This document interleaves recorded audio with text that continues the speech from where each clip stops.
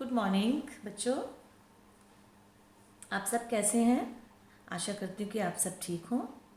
बच्चों, आज मैं आपको कर चले हम फिदा, जो आपके स्पर्श पाठ्य पुस्तक के पद्य खंड का 8वां अध्याय है, वो पढ़ा रही हूँ। बच्चों, कर चले हम फिदा के कवि कैफी आज़मी जी हैं। इनका पूरा नाम अतहर हुसैन रिजवी है। इनका जन्म 19 जनवरी सन 1919 को उत्तर प्रदेश के आजमगढ़ ज़िले के मजमा गांव में हुआ था। अदब की दुनिया में आगे चलकर वे साहित्य क्षेत्र में कैफी आज़मी नाम से मशहूर हुए। कैफी आज़मी की गणना साहित्य जगत में प्रगतिशील उर्दू कवियों की पहली पंक्ति में की जाती है।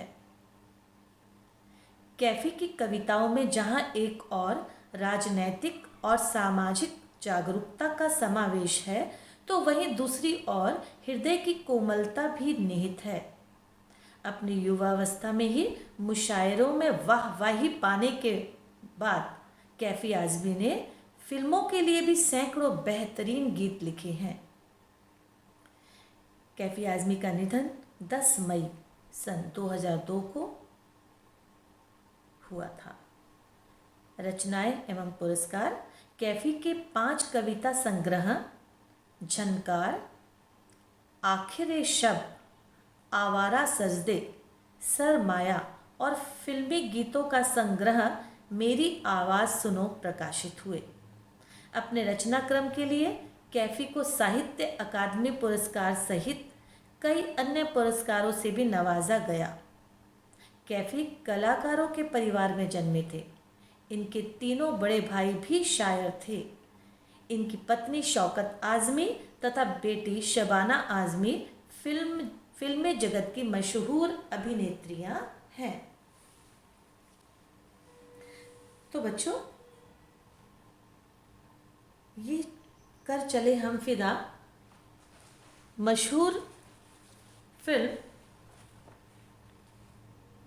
हकीकत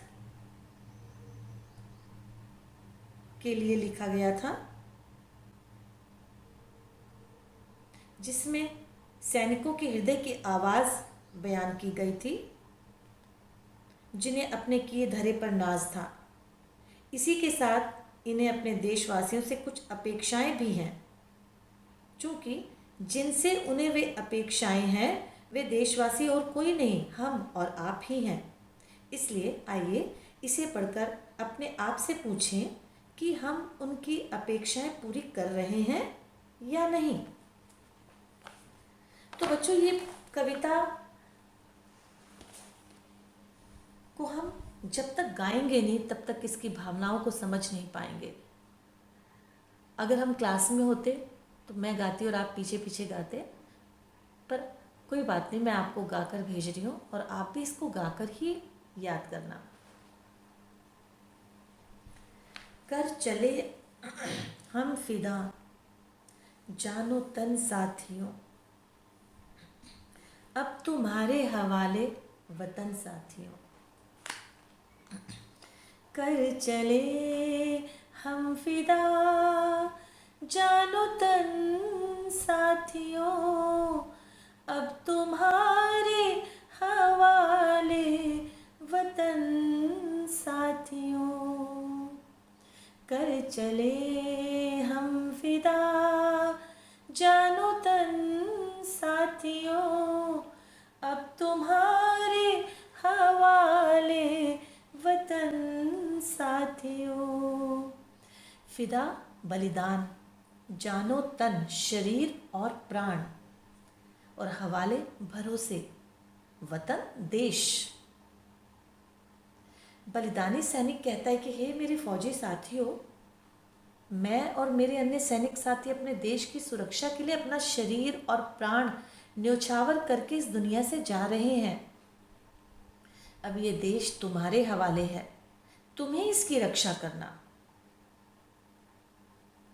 आगे, सांस थमती गई, नब्ज जम बढ़ती गई, फिर भी बढ़ते कदम को न रुकने दिया। कट गए सर हमारे तो कुछ गम नहीं, सर हिमालय का हमने न झुकने दिया।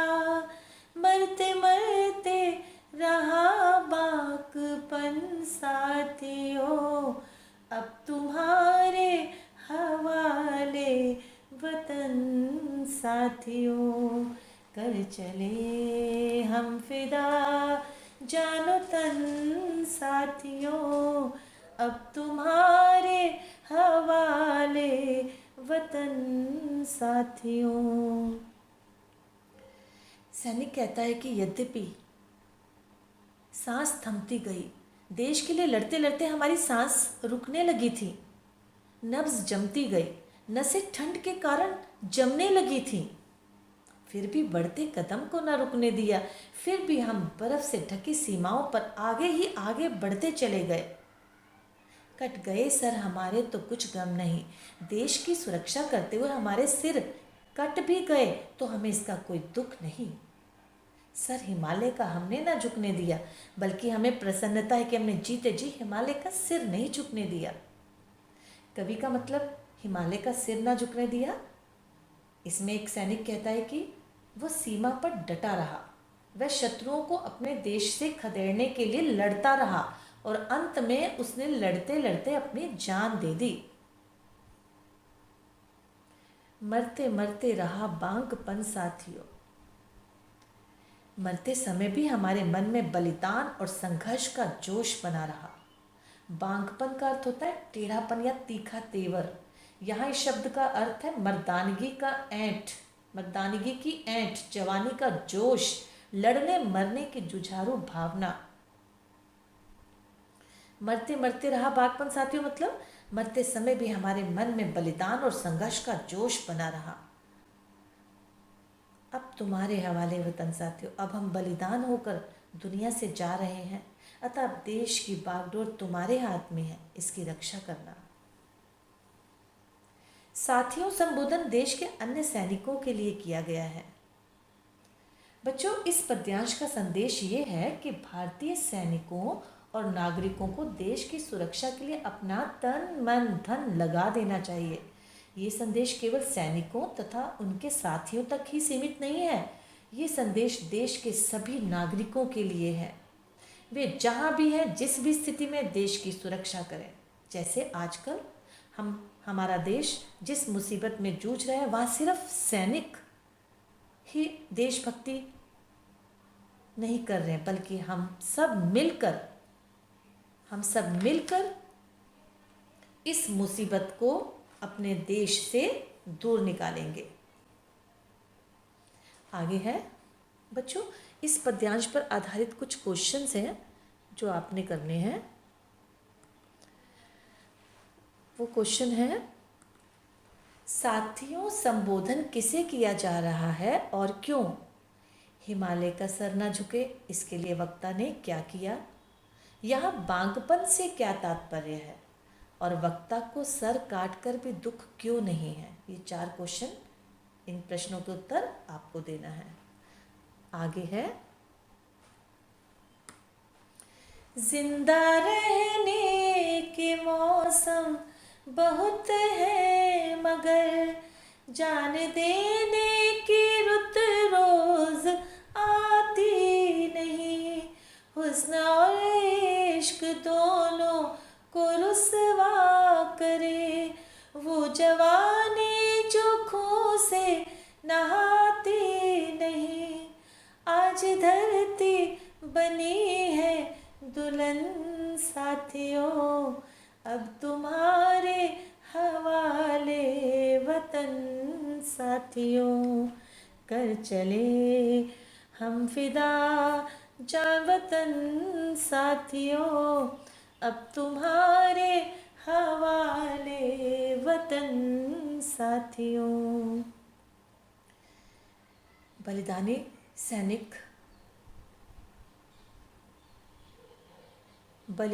सैनिक देश के लिए मर मिटने की कामना करता है। तथा ऐसे बलिदान का अवसर चाहता है। वह अपने अन्य सैनिक साथियों को कहता है, हे मेरे सैनिक साथियों, जिंदा रहने के मौसम बहुत है, मगर जिंदगी जीने के अवसर तो बहुत मिलेंगे। जान देने की रुत रोज आती नहीं, परंतु देश के लिए बलिदान होने का पवित्र अवसर कभी कभी आता है। हुस्न और इश्क दोनों को रुसवा करे, आज तुम्हारे लिए बलिदान का ये पुण्य अवसर आ गया है। इस समय जो सैनिक अपने शत्रु से लड़ता हुआ खून से लथपथ नहीं होगा, वो जवानी जो खून से नहाती नहीं का मतलब है, इस समय जो सैनिक अपने शत्रु से लड़ता हुआ खून से लथपथ नहीं होगा, वह अपनी धरती के सौंदर्य और प्रेम को बदनाम करेगा। सौंदर्य हुस्न और इश्क मतलब प्रेम। वह अपनी धरती के सौंदर्य और प्रेम को बदनाम करेगा। ऐसे सैनिक का देश प्रेम व्यर्थ है। आज तो देश की धरती ही तुम्हारे लिए दुल्हन है। आज धरती बनी है दुल्हन साथियों। मातृभूमि को सबसे अधिक प्रिय बताने के लिए उसकी तुलना दुल्हन से की गई है। जैसे दूल्हा अपनी दुल्हन से सर्वाधिक प्यार करता है, वह उसकी सुंदरता और प्रेम पर मर मिटता है, इसी प्रकार सैनिकों के लिए अपनी मातृभूमि पर मर मिटने का मौका आ गया है। अब तुम्हारे हवाले वतन साथियों, कि अब ये देश तुम्हारे हवाले है। इसकी रक्षा के लिए बलिदान मार्ग पर बढ़ चलो। इस पद्यांश का संदेश यह है कि जब देश पर संकट आया हो, शत्रु ने सीमाओं पर आक्रमण किया हो, तो हमें अपनी जान की बाजी लगाकर भी देश की सुरक्षा करनी चाहिए। बलिदान के अवसर पर चूकना नहीं चाहिए। देश प्रेम का अवसर व्यर्थ नहीं गंवाना चाहिए। तो बच्चों, इस पद्यांश पर भी आधारित प्रश्न है, हुस्न और इश्क को कौन बदनाम करता है और कैसे? धरती की तुलना दुल्हन से क्यों की गई है? इस पद्यांश का संदेश स्पष्ट कीजिए। बच्चों, इस गीत के 2 पद्यांश और हैं, वो हम बाद में करेंगे। पहले आप ये दोनों पद्यांशों को याद कर लेना, गाना, इनका भावार्थ लिखना, पद्यांश पर आधारित प्रश्न उत्तर करना, उसके बाद हम आगे पढ़ेंगे। थैंक यू, धन्यवाद। स्वस्थ रहो, खुश रहो।